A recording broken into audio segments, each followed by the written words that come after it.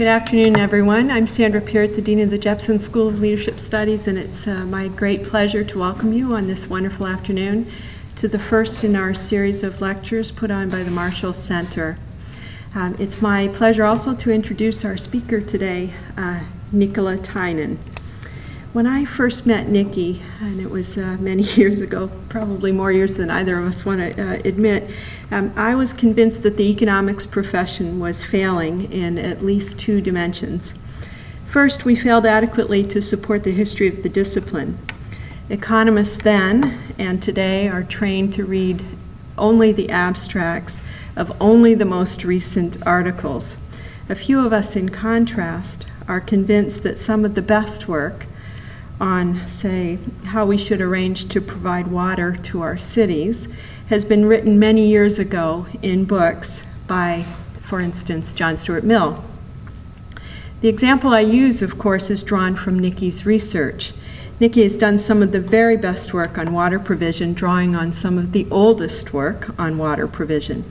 That she works both in the space of old and musty books and of contemporary water problems with the World Bank suggests that she's an extraordinary economist indeed. I was also convinced that the profession wasn't doing enough to encourage the work of young scholars. And to address that gap as well as the other one, my co-author David Levy, who's here, and I organized a series of presentations of partially written or fully drafted papers at the Summer Institute and Young Scholarish sessions at the History of Economics Society annual meeting. What Nikki didn't know then is that there was strong resistance to these ideas by the old guard in the History of Economics Society. Nikki was the first speaker of the first session, and she gave a wonderful presentation, I'm very happy to say, to the very set in their ways economists. In no small measure because she did such a fine job, Young Scholar sessions are now a well-established part of the HES conference, and the Summer Institute has had a successful 14-year run. Nikki is a very unusual economist, then, whose research interests span three broad areas: economic history, the history of economic ideas, and environmental economics. She's now associate professor at Dickinson College, and she obtained her bachelor's degree from the University of York, a master's of science in political philosophy from the LSE, the London School of Economics, and her PhD in economics from George Mason University. She's published articles in the London Journal, the Journal of the History of Economic Thought, the World Bank Viewpoint, Southern Economic Journal, Environmental and Planning Review, and the Journal of Economic Behavior and Organization. Those are some very fine journals. Please welcome Nikki Tynan to the Marshall Center as she speaks to us about Hayek, Smithers, and Thatcher. Thanks.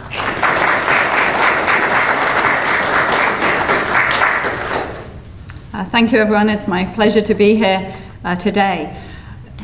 The three names in my title are not equally well known, the three people in the title of my presentation. The third, clearly, is the most well known.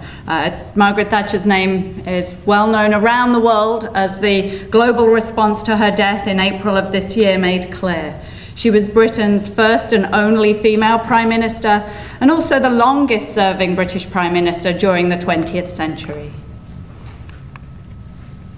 Although probably not quite as well known as Margaret Thatcher, Friedrich A. Hayek is one of the better known economists outside of academia. His ideas have influenced political debates and commentary for over 70 years. Particularly his argument, the most well known of his argument, is the one that incremental state planning, incremental implementation of policies to plan the economy, will set the economy on, however well-intentioned these plans are, will set the economy on a path that will ultimately end in disaster and dictatorship. This argument was made by Hayek first in 1944 in his very well-known book, The Road to Serfdom. This book was published in the United Kingdom in March of 1944, and then in the US in September of that same year. The Road to Serfdom had an immediate impact, particularly within the Conservative Party. Ralph Asherton, who was Conservative Party chairman in 1944 when the book came out, bought 50 copies and sent them to other members of the party, encouraging them to read them. Kenneth Pickthorne, who was Conservative MP for Cambridge University in 1944, sent a copy to his friend William Berkeley of the Daily Express newspaper, urging him to interpret the book as fast as possible for all the readers of his newspaper. Berkeley was impressed by the book and did exactly that. He provided a lengthy account of Hayek's book for the newspaper's 3 million readers and explained that Hayek had persuasively shown why socialism, as undertaken by or supported by members of the Labour Party in Britain at the time, would inevitably lead to totalitarianism, fascism, and Nazism. A condensed version of The Road to Serfdom was serialized soon after in the Reader's Digest in April 1945. The book was very popular then, and it remains popular today. It rose to the top of Amazon's bestseller list in 2010, largely thanks to Glenn Beck, publicizing the work quite significantly.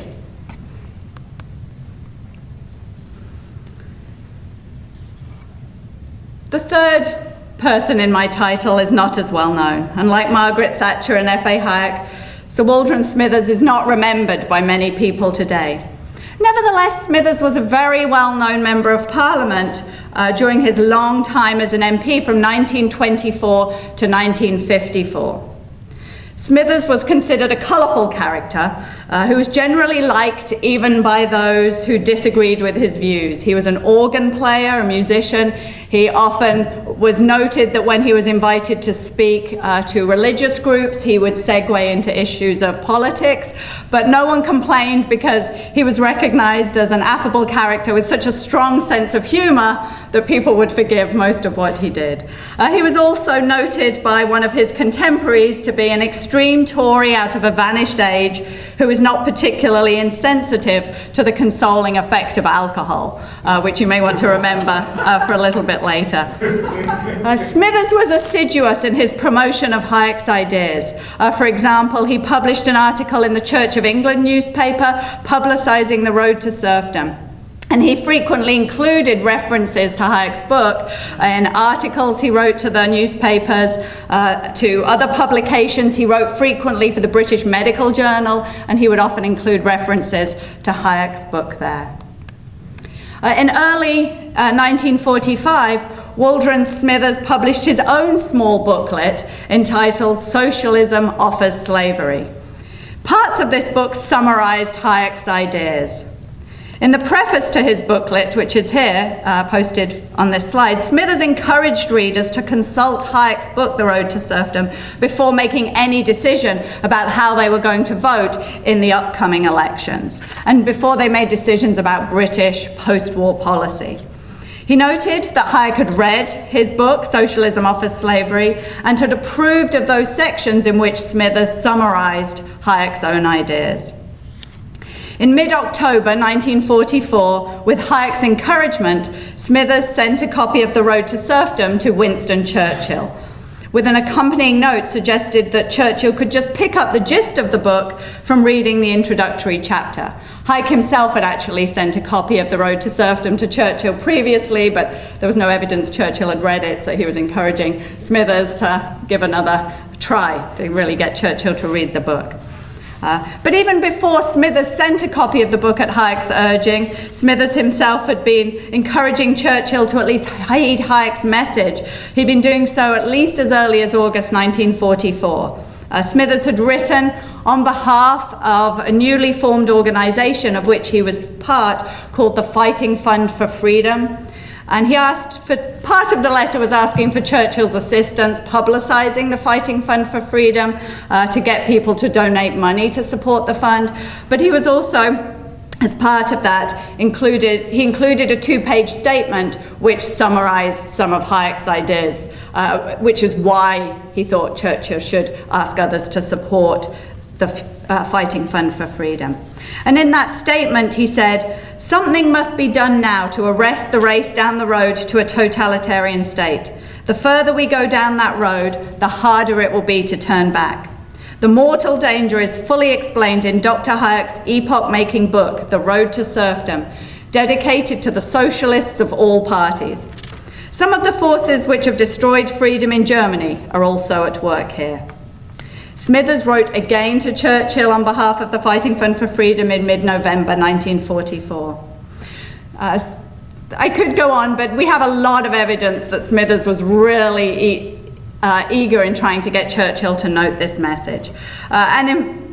Although we don't remember Smithers so much today, it's worth noting that Michael Foot, who was Labour Party MP from 1945 to 55 and then again from 60 to 92, and he was leader of the opposition from 1980 to 83 in Thatcher's first term, would teasingly chide one Tory MP in May 1979 for having weaved into one dazzling speech the ideas of Friedrich A. Hayek, Adam Smith, and Waldron Smithers, as some of us remember him in this house. So again, we have evidence of him being tied in the memory of Michael Foot together. Okay, while we can't be certain that Churchill ever, despite Smithers' attempts, we can't be certain that Churchill ever read any of Hayek's book. In fact, we can't even be certain that he read the letters from Smithers. We have replies from Churchill's secretary responding to Smithers' letters, but it's never clear whether Churchill actually read them. But contemporaries really believed that Hayek's ideas did influence Churchill, and in particular Churchill's famous 1945 Gestapo election broadcast that was made during the election campaign of 1945. It was made on June the 4th. And so I'm just going to play a little bit of the speech.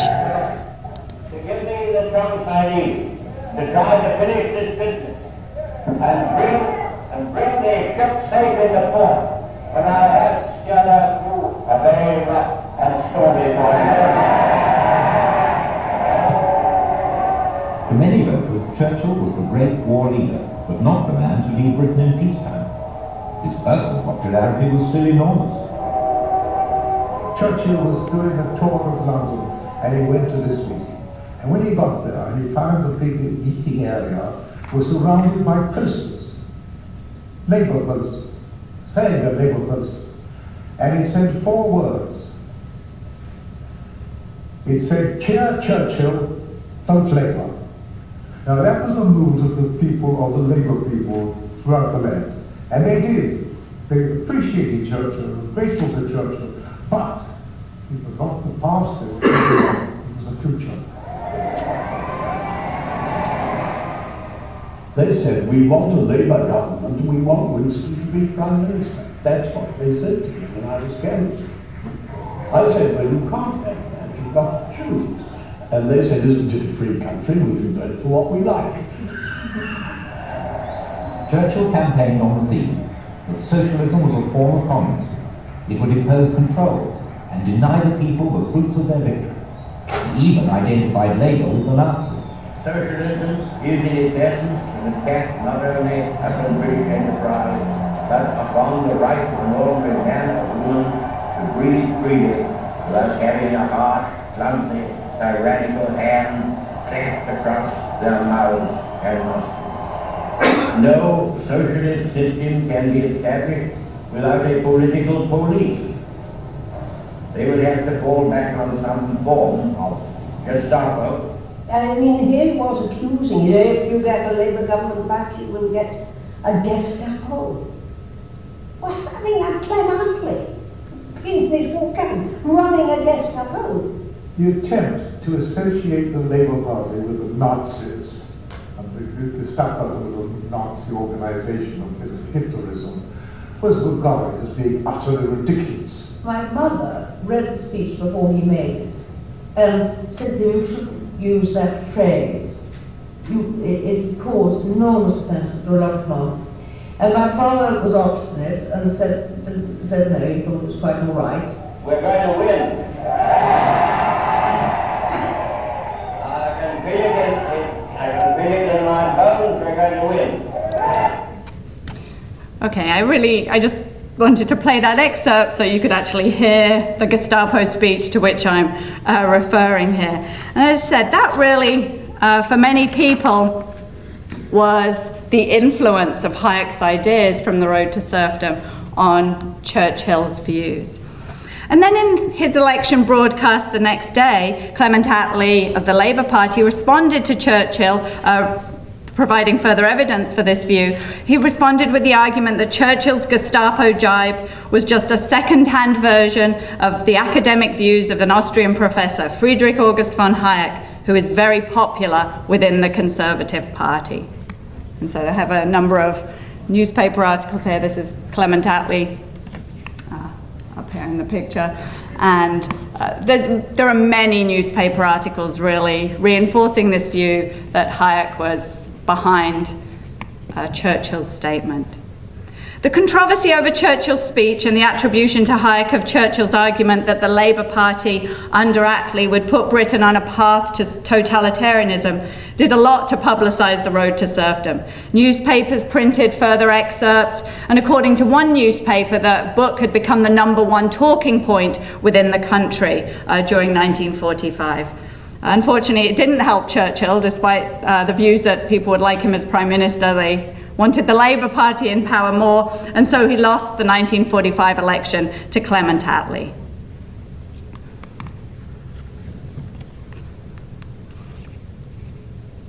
Okay, from the back benches, Sir Waldron Smithers was a scathing critic of Attlee's government. In 1947, the Labour Party introduced something called the Control of Engagement Order. And Smithers argues that this was just yet another piece of evidence that the Labour Party was taking Britain down the road to totalitarianism. And we have a lot of details on the Control of Engagement Order. It is quite a complex piece of legislation, but effectively it was an order put into effect by the Minister of Labour in October 1947, an order that the Minister of Labour was authorised to put into action under a piece of legislation called the Supplies and Services Extended Purposes Act, which was an act passed on a bill brought forward by a Member of Parliament, Herbert Morrison, who was Clement Attlee's Lord President of the Council. And the bill enabled the powers conferred by the still existing defence regulations to be directed to increasing production and redressing the balance of trade. The bill allowed the government, through the Minister of Labour, to reintroduce the Control of Engagement Order. So basically what this bill and then the order was doing was taking a piece of legislation that had existed during wartime, and this bill gave approval to reuse it during peacetime for the purposes of increasing production, particularly production for export markets within Britain. In opposition, Winston Churchill described this bill as nothing more than a blank cheque for totalitarian government. Sir Waldron Smithers similarly referred to it as the government's dictator bill. So there was conservative criticism, particularly of this bill. Reflecting on Churchill's objection to the order, Herbert Morrison said he found it difficult to reconcile Churchill's strong objection to this Control of Engagement Order with the charter that the Conservative Party itself had just adopted. The Conservative Party had just approved something called the Industrial Charter, which in the newspapers was being likened to Harold Macmillan's Middle Way, a combination of state planning and freedom of action, so trying to combine the views from the Labour Party and the traditional Tories. Morrison wondered whether the only way Churchill's comment that this order was a blank cheque for totalitarian government could be explained with this industrial charter as a backdrop was because it was written by the penmanship of Sir Waldron Smithers. So I think Smithers, whenever there's something that seems as bringing Hayek's ideas into political debate at the time, sort of the finger is pointed to Sir Waldron Smithers as being the MP bringing that into Parliament. Okay, this Control of Engagement Order is important because it's one of our links between Sir Waldron Smithers and Margaret Thatcher, so how we tie these people together. In February 1950, Margaret Thatcher, named Margaret Roberts at the time, fought her very first election campaign when she contested the Dartford seat, Dartford in Kent, against a sitting Labour MP, Norman Dodds, who had a very large Labour majority. Although Margaret Thatcher argued later in life that she did not really appreciate Hayek's ideas in 1950 when she was contesting the election, she really felt she didn't fully understand his ideas regarding a free society until the 1970s. She did note that she had carefully read The Road to Serfdom in the 1940s and had found herself persuaded by the logic of Hayek's main thesis. John Campbell similarly has argued in volume 1 of his biography of Margaret Thatcher that Hayek may well have been in Margaret Roberts's mind when she painted this 1950 election as a choice between two ways of life, one which leads inevitably to slavery and the other to freedom.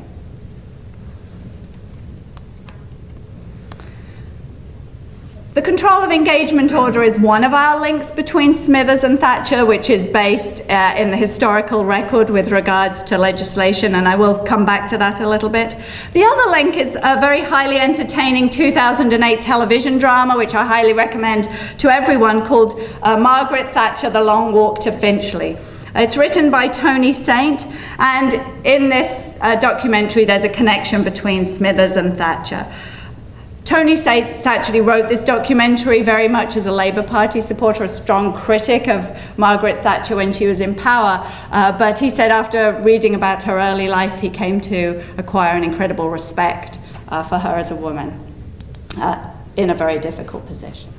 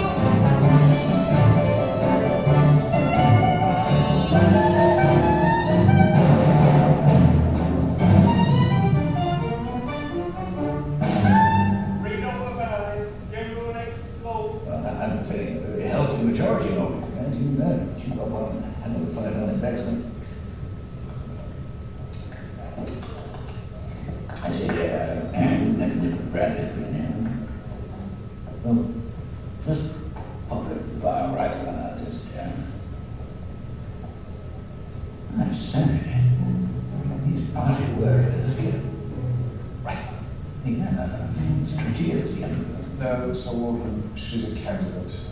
What's that you said? Dartford, candidate. Good God. Couldn't they find a local business, understand? She's quite capable, if a little hungry for publicity. I have no doubt that she is. It's not in bloody politics.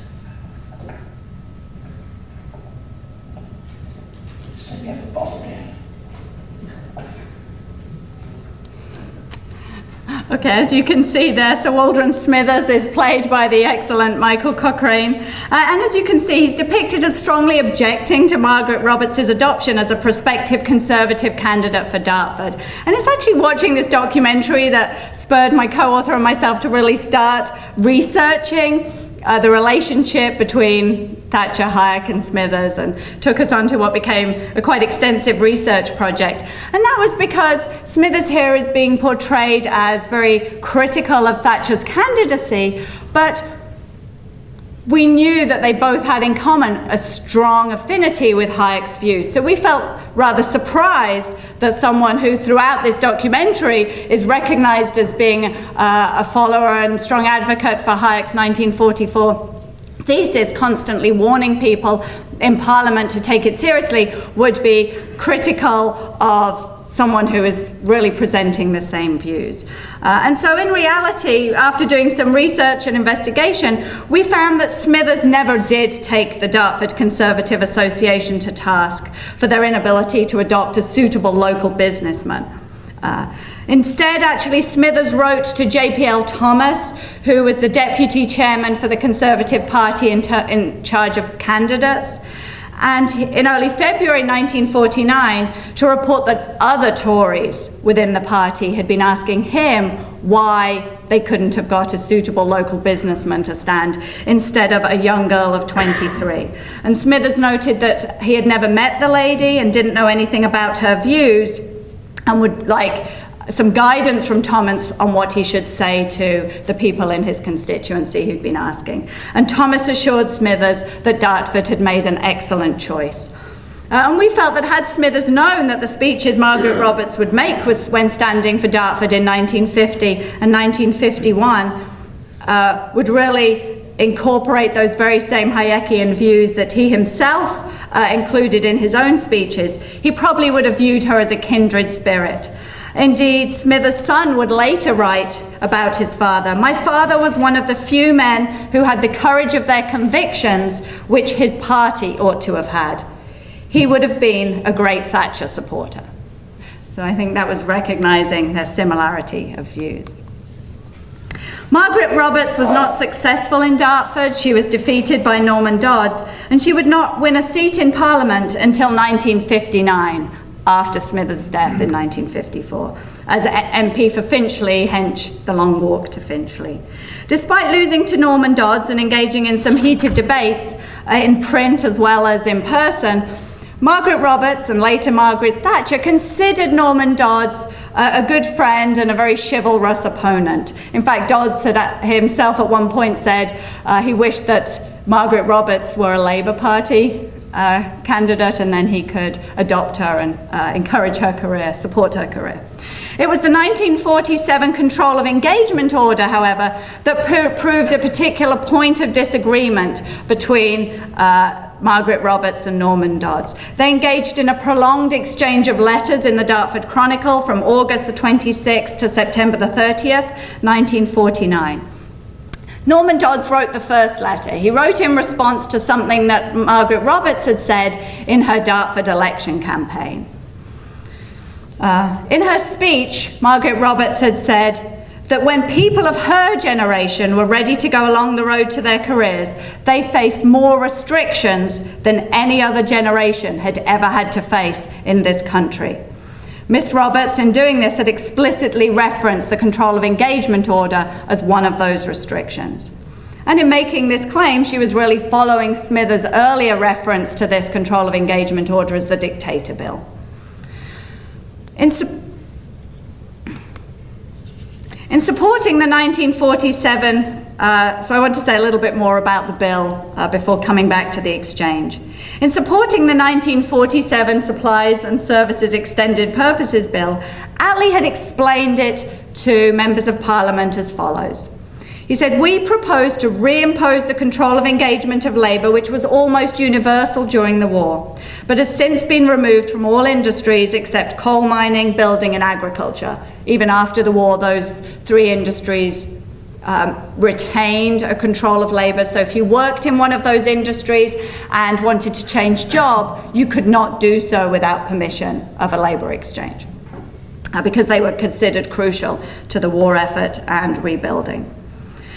But this control of engagement of labour will enable all workers leaving one job and entering another to be guided into that class of work in which they can best assist towards overcoming the country's economic difficulties. Control of engagement only controls the labour of those falling out of employment. To find necessary manpower for essential employment, it may be necessary to limit employment in those less necessary tasks. As enacted, the Control of Engagement Order then required men between the ages of 18 and 50 and women between the ages of 18 and 40 to visit an official employment exchange whenever they wished to acquire full-time employment. Part-time employment was actually excluded. But if they wished to acquire full-time employment or if they wished to change jobs. And applicants would generally be given a choice of about 4 different jobs. That was an average number, and they could choose one of them. However, if a worker repeatedly refused to take one of the jobs offered, then they would be directed into what was considered a suitable, necessary vacancy. In the preface to his 1956 paperback edition of The Road to Serfdom, Hayek identified this Labour Party control of engagement order as evidence of the veracity of his 1944 thesis. Hayek himself considered this evidence that, that the Labour Party had put Britain on the path to serfdom. He argued that the Weimar Social Democrats in the comparable period of the 1920s, under equally or more difficult economic conditions, never approached as closely to totalitarian planning as had the British Labour Party. Similarly, in his 1926 letter in the Dartford Chronicle then, so there's a lot of evidence that Hayek, as well as Margaret Roberts, later Margaret Thatcher, considered this control of engagement order strong evidence that the Labour Party was putting them on this very dangerous path. However, in his August the 26th letter to the Dartford Chronicle, Norman Dodds contested Margaret Roberts' claim and asked her to explain why she thought this was the case. He said, could she provide additional information on why she thought this control of engagement order directed people into employment, what circumstances allowed it to do that, and did she have a figure for how many people had ever actually been directed to take work in this way? In her letter of response, Miss Roberts noted that it's not just her view, but that indeed members of Dodd's own party were concerned about the power that this act gave to employment exchanges. For example, she noted that there was a prayer to annul the control of engagement order that had actually been moved in November 1947 by one of Dodds' own fellow Labour MPs, Labour MP Rhys Davies. And Rhys Davies brought this prayer to annul. You can't get rid of legislation, but you can have a parliamentary vote to annul it. You can't just get it off the books without going through a formal process of annulling it. And he brought forth this warning that unless Parliament puts a stop to these totalitarian tendencies, there will be a goodly number of our working class folks in prison. The prayer to annul the order failed. Norman Dodds was one of the 252 people who voted in favour of retaining it, and unsurprisingly, Sir Waldron Smithers was one of the 144 who voted to annul it. Margaret Roberts had also noted in her letter that a sum total of 95 persons had been formally directed by the order. So she was responding to Dodds' request that she provide a figure for how many people had been impacted. But then she went on to say that these figures alone are misleading. They relate only to the formal directions which the ministry issues as a last resort. The majority of people, she noted, when threatened with direction, go quietly. But it's the existence of the powers which causes them to go. And Hayek made exactly this same argument in 1956 in the preface to The Road to Serfdom. He noted that if it is known that the authorities have power to coerce, few will wait for actual coercion. John Boyd Carpenter had actually put the argument even more severely when he argued as part of that prayer to annul against the order. He said that the Ministry of Labour appeared to invoke the word persuasion in much the same sense in which it is used in many totalitarian countries, the same sense in which Jews were persuaded voluntarily to hand over their property in Nazi Germany, the polite request masking the power behind it. And I think these were speeches that young Margaret Roberts was hearing as she went forth had heard as she went forth into the 1950 election. Norman Dodds was not to be drawn by this argument, however. He challenged Miss Roberts' numbers and showed that actually only 29 people had been directed strictly under the control of engagement order as of the end of July 1949. And all of these were people who were unemployed and had turned down offers of employment. He argued that the other 66 people that she included were people who had been directed to remain in their jobs in those ring-fenced employment industries of coal mining and agriculture. So he was arguing that she was inflating the figures by bringing in people who'd been directed under the pre-existing order. Okay. Norman Dodds concluded his September the 9th, 1947 letter by invoking journalist A.J. Cummings' view that we remain a free people, healthily suspicious of all forms of compulsion, however benevolently inspired. According to Cummings, it was this healthy instinct that caused the Labour government's measures for the direction of Labour to become what he termed a dead letter. He also noted that under the Conservative Party, prior to the war, workers had faced the much harsher discipline of high rates of unemployment. So I'm not going to go into a lot of the detail here, but part of there was the exchange between Margaret Roberts and Norman Dodds which was the harsher directive to workers, the threat of unemployment versus actual direction. This view of the control of engagement order as a dead letter and really not having any force was shared by Evan Durbin, a Labour MP for Edmonton and a former colleague of F.A. Hayek at the London School of Economics and Political Science. Durbin had argued that wartime powers to direct labour and to keep men and women in particular jobs were progressively abandoned in 1946. And despite the restoration of this very mild and temporary version of them in 1947, which is our control of engagement order, it remains to say that broadly speaking, labour is now uncontrolled, apart from military work in Britain. Margaret Roberts vehemently objected to this dead letter view of the policy. She said that the order was initially she countered Dodds and said, you're saying that this is a dead letter, that it has no force, but she noted that the order was initially intended to last only until January the 1st, 1949, but here she was preparing to contest the 1950 election and the order was still in force. Miss Roberts asked why a dead letter would have been extended for another year by the Labour Party. She said that this could only mean that Norman Dodds wanted to keep control for control's sake, or that she actually agreed with him, and that the order was not a dead letter, but a live wire. The control of engagement order was eventually revoked in March 1950, shortly after the February 1950 election. This was not sufficient, however, to keep Labour in power, and the Labour government met its defeat at the hands of Churchill and the Conservatives in October 1951.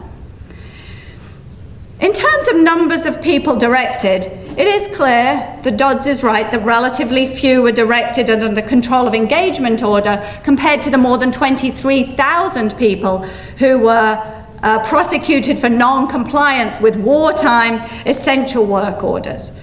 So Waldron Smithers was adamant that Attlee had dragged Britain down the totalitarian road much further than anyone realised.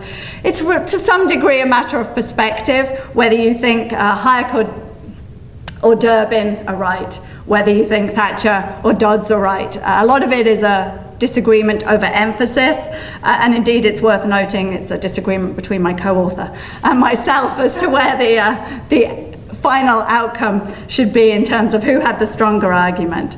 It is worth noting that despite the intense and heated debate, one thing about Britain at this time is that the policy differences weren't so great.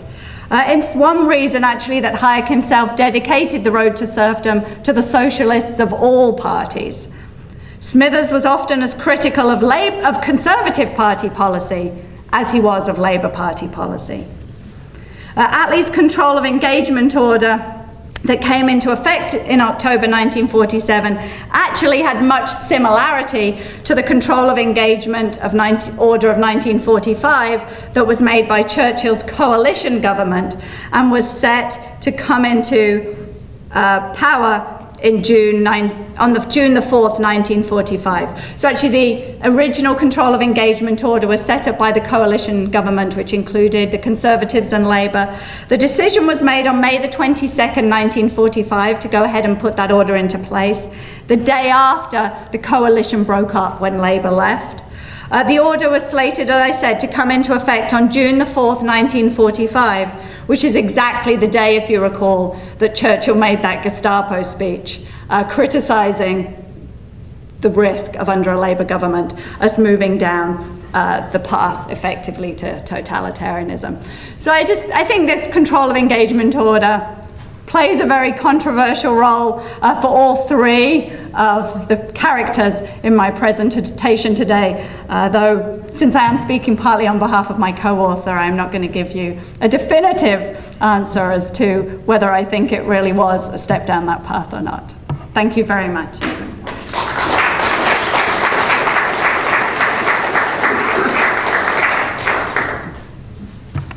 And now if anyone has any questions, comments? Yes. Okay, this might be asking you to do just what you said you weren't going to do, so I'm sorry. But I was wondering also, I should state that my knowledge of Hayek is very basic, so I might be asking about things that he covers pretty extensively. I'm just not sure.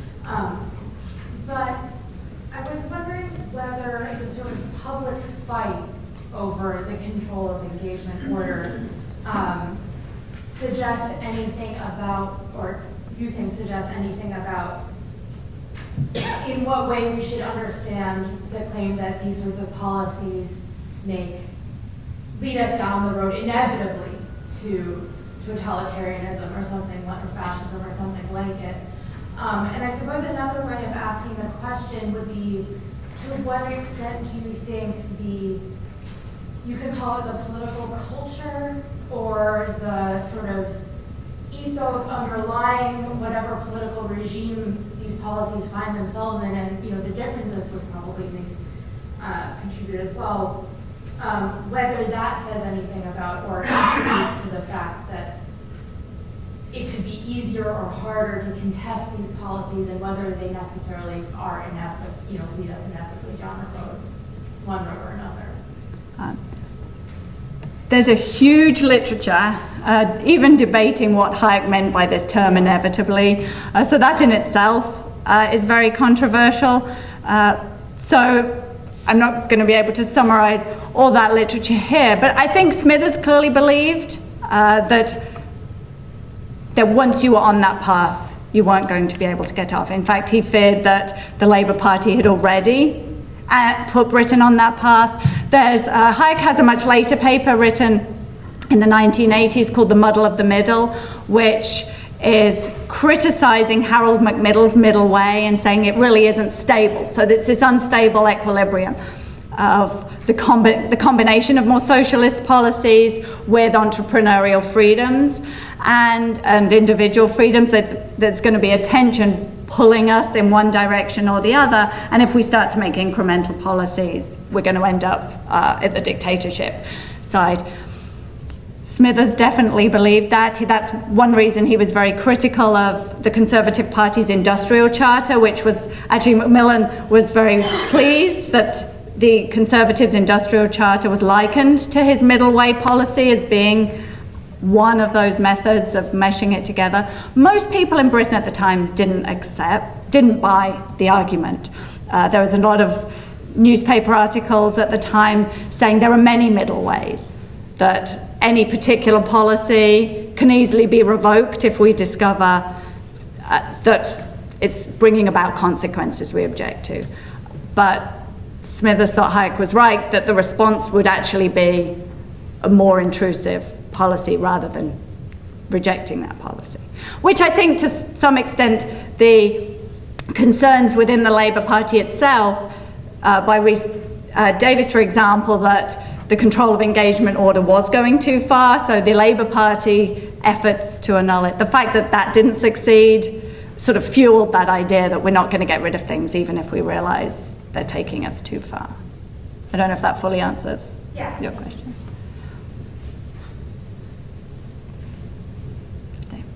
Oh, this is wonderful.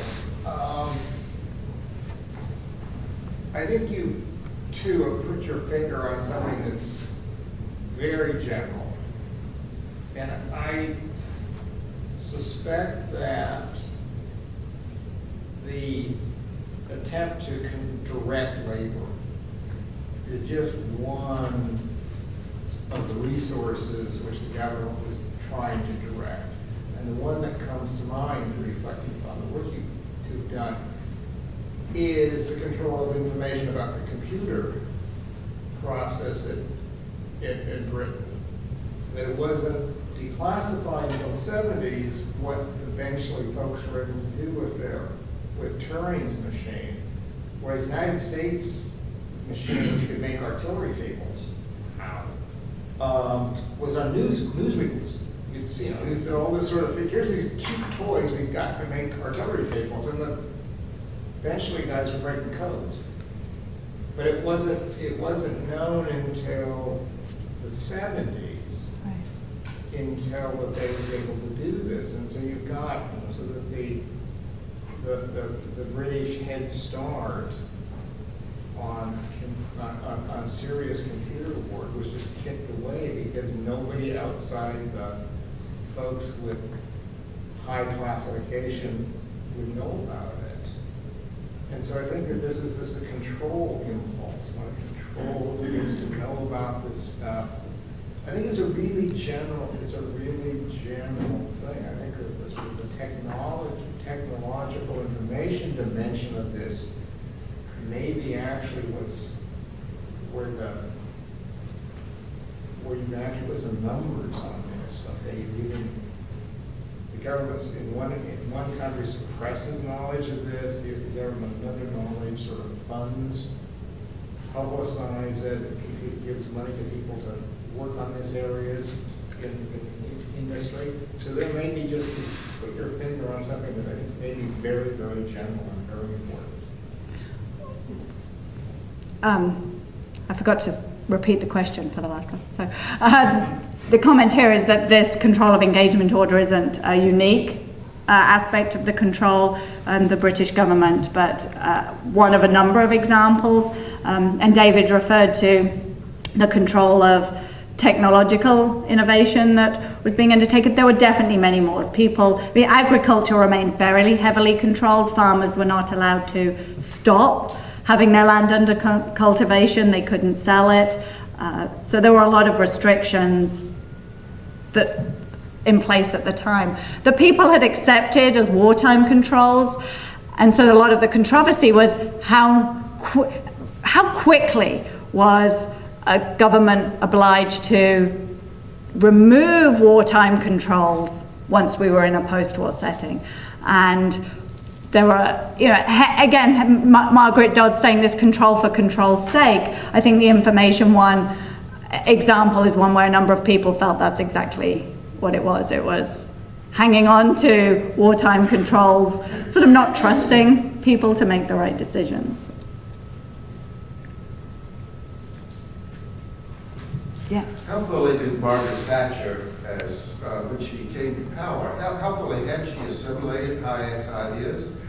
And how influential were they in her policies? The question was how influential were Hayek's ideas on Thatcher's policies when she came to power. She says some of his policies were particularly influential. For example, his understanding of the rule of law, she felt was one that had particularly influenced her. Though I have to say, my research is more focused on the early Thatcher than later, and a lot of what I have to go by biographies referring to her understanding. I think in some ways the influence of Hayek was a lot through other people who had an influence on Thatcher. So for example, actually I used to work for the Institute of Economic Affairs in the United Kingdom, which was set up by Anthony Fisher, who was one of the farmers who was impacted by the regulations with regards to agriculture, and was a strong supporter of Hayek's ideas, and set up the IEA, the Institute of Economic Affairs, at Hayek's instigation to promote his ideas to the newspapers, so to influence what he called the second-hand peddlers of ideas. But I think that certainly wasn't the only source, but Margaret Thatcher, once in power, got a lot of her ideas, her interpretation of Hayek's ideas through other routes. I presume that was true also in the United States of the Reagan administration? I suspect, I know it less well, but I know the Atlas Foundation was also set up by Anthony Fisher, and with the similar goals. So there is definitely the connection. So she definitely read Hayek's works, but it wasn't the only way in which his ideas influenced her.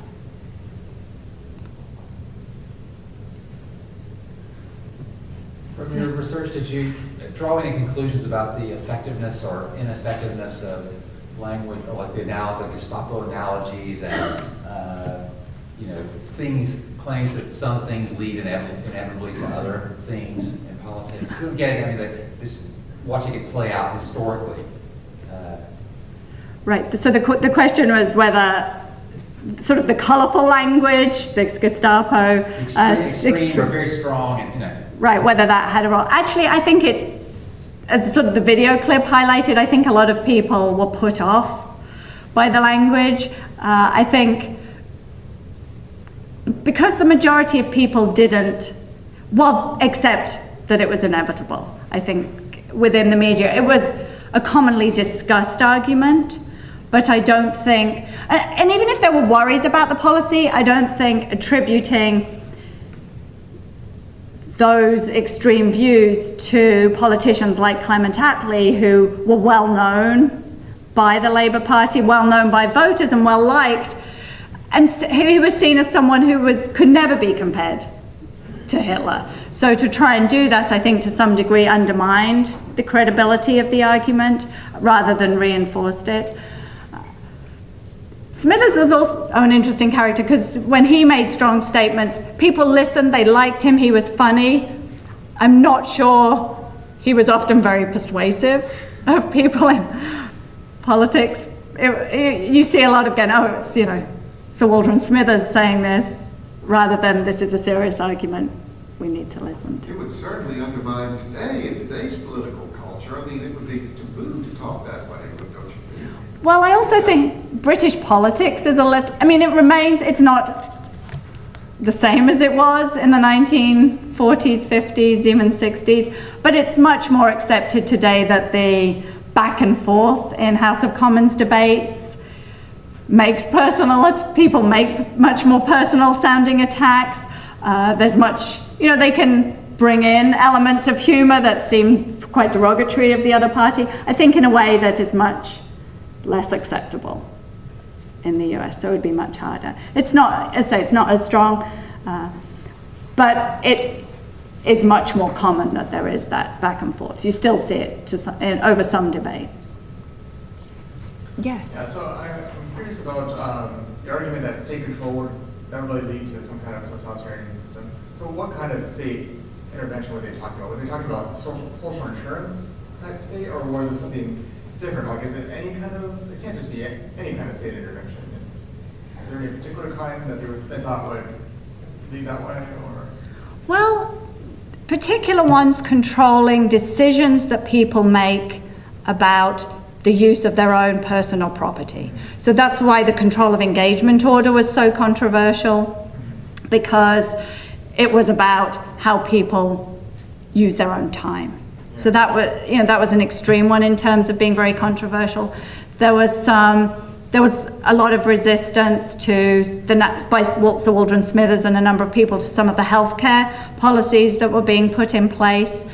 So there wasn't a total resistance to all social policies, but it was particularly those that, for example, with the agricultural law, that prevented people from selling their farmland or making their farmland fallow. So decisions that really impacted what historically for some people in Britain were personal property in themselves or their own. They drew a distinction between like the administrative state with rules and trying to regulate people's behavior versus, say, some kind of welfare spending.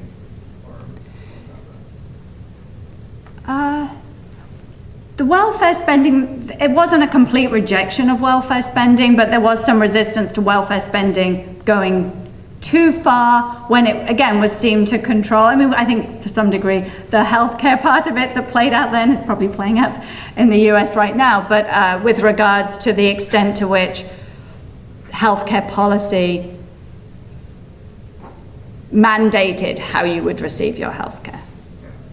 So it certainly wasn't against all assistance for people in times of need. It was a lot more directing people at other times. Yeah. Testing the hypothesis and carrying it to the current day, 2013. The political situation in 1950 in England compared with where it is today. I have no idea what the balance of power is between Labour and the other side, whatever you'd like to call it, is today. So has England or Great Britain moved further down the social road, or has it backed off? So the question is whether today Britain is further down the social path or less. So that's a really... Which means that we move further toward totalitarianism, in effect.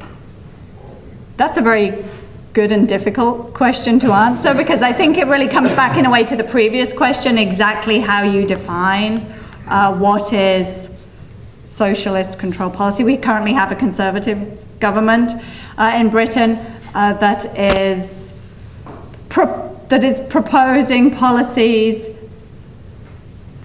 for example, completely outlawing pornography, which is meeting criticism along the lines of that made against the control of engagement order in the media. So not necessarily by the same groups of people, but it's definitely meeting some of those same concerns of this will just put us on a path to more and more regulation, that it isn't. And I think part of it is regulation directing what people can do the right way to address a policy that we care about.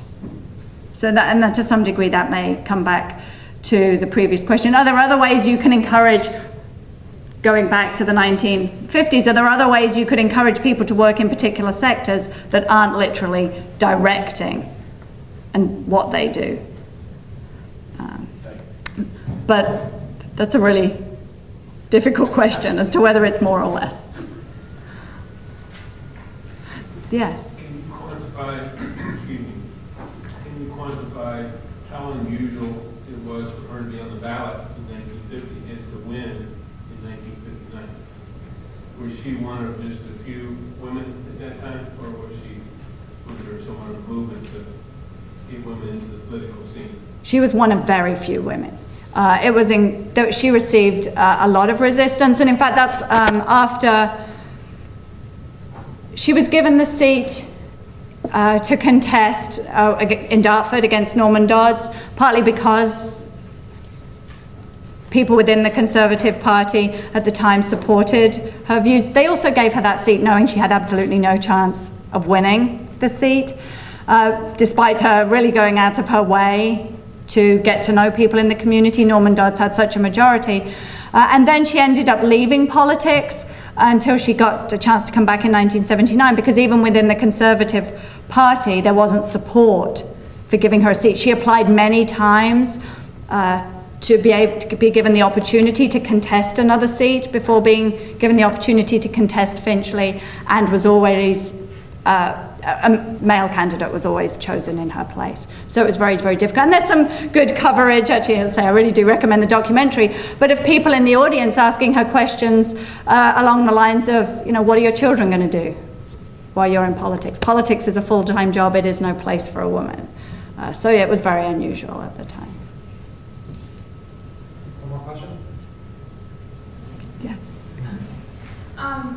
So our current healthcare debate has been brought up a few times, and a lot of the negative or arguments against it have come from fears that it's not good to look to the government to take care of you, right?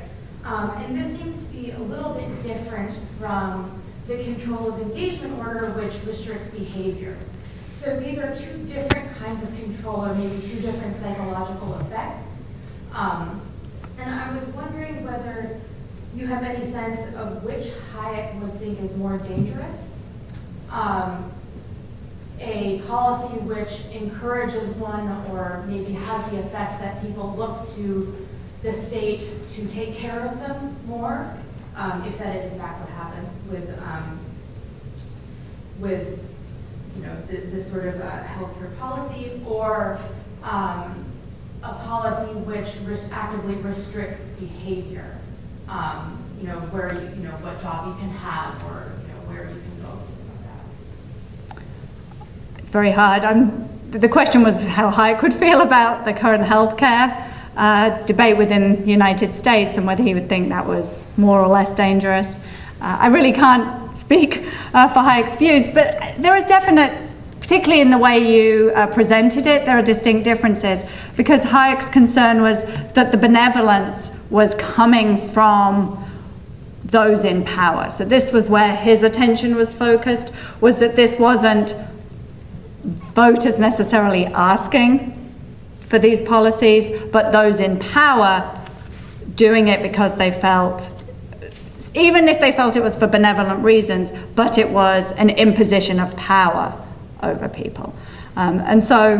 Which is precisely what the discussion is. I mean, and you just stated it in a nutshell, explaining what's happening right now with the American healthcare policy debate. That's exactly what it is. That's the concern. That the government is telling you what you need and is going to take care of it. Though I think we're running out of time, so I'm certainly not going to solve the American healthcare debate.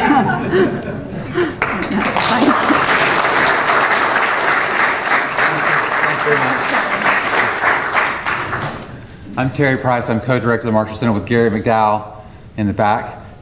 First, I'd like to thank Professor Tynan for a wonderful lecture and all those great connections she made, not only in her paper, but the things we've been doing at the Marshall Center for the last couple of years. I mentioned Smith. We had a Smith seminar spent last year on Hayek. Lady Thatcher visited the University of Richmond and was on the board of the Marshall Center, so lots of wonderful connections. So let's thank her again.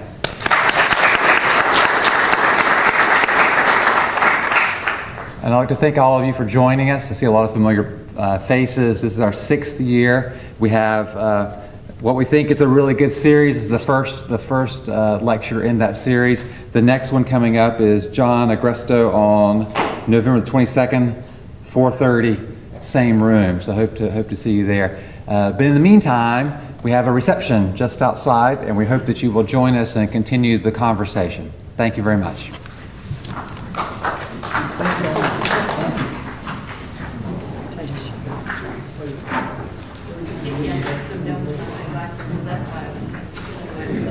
Oh, that's